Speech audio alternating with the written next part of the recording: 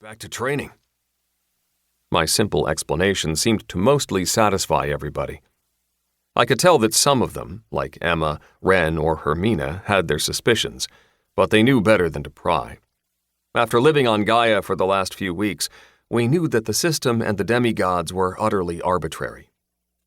Hansen walked right up to Tiamat, then briefly bowed his head. The brief movement was polite, yet proud, much like everything the veteran soldier did. Tiamat's shadow loomed far over the man, but he spoke without fear. Tiamat, my name is Hansen. I'm not sure you remember me, but I fought on the opposite side of the battle.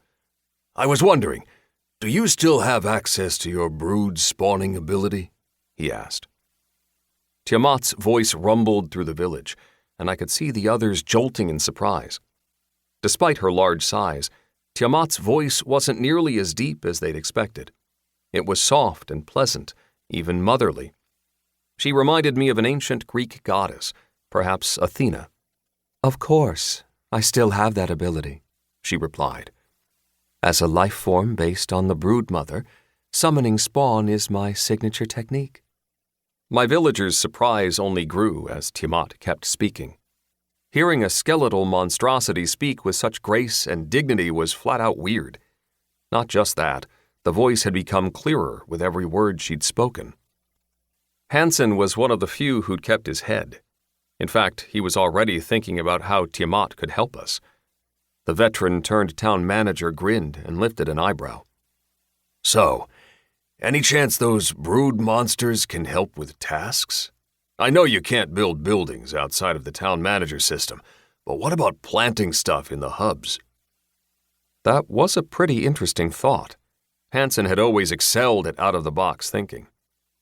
As far as I knew, only humans could enter the town and use our resource hubs. However, I'd brought Riney and Shai through portals before. It stood to reason that Tiamat's brood could do the same thing. We can try if Master wishes it so, Tiamat replied, twisting her head around to ask for my permission. She was too tall for our eyes to meet, but I understood the surprisingly human-like gesture. Yes, let's try that, Tiamat, I replied, grinning excitedly. She knelt low towards the ground, and then the armored plates on her back opened up. Unlike the old brood mother who laid eggs, it seemed like Tiamat stored the brood monsters inside her body. It reminded me a little of the spaceship hangars in science fiction gigs, something like a star destroyer opening up to release a division of TIE fighters.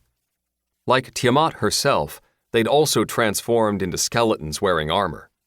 Whatever the system had done to help me, it had been exceptionally thorough, making sure that they all belonged to a single class of summons. The new creatures looked a little like baby dinosaur skeletons. They had rounder bones than my other summons, which was probably a good thing if I wanted them working alongside villagers.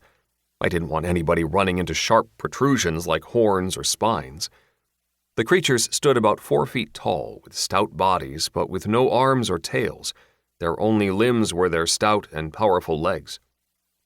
Just like before, there were 2 types of monsters. The skeletal brood chargers had silver armor that protected their weak point, the bellies. Their primary weapons were their wide mouths, with razor-sharp teeth and a vicious-looking beak that had been reinforced with finely honed steel armor. Meanwhile, the long-ranged brood shriekers had unarmored heads. However, their armor extended to protect not just their bellies, but also their chests and legs. It made them move much slower than before, but as long-ranged units, they didn't need the speed. They were more like walking artillery units who'd find a good position before releasing their powerful energy blasts. Unlike Tiamat, none of the brood could speak. I detected only a basic level of consciousness from them.